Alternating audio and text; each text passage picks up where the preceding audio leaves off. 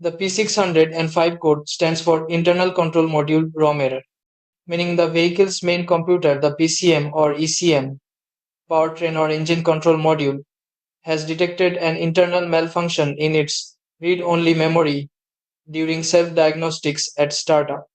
Common causes: 1. Weak or failing battery. 2. Corroded or loose battery terminals. 3.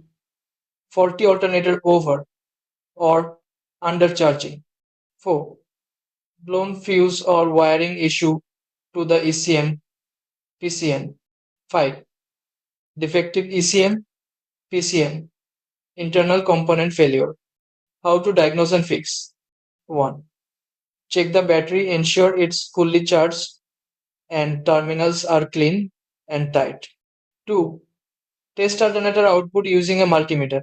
With engine running, it should read 13.5 to 14.5 volts. If it's too high or low, replace or repair the alternator. 3. Inspect wiring and fuses labeled PCM or ECM or ECU. Replace any blown fuses or damaged wires. 4. If power and wiring are fine but the code remains, inspect or replace the PCM or ECM.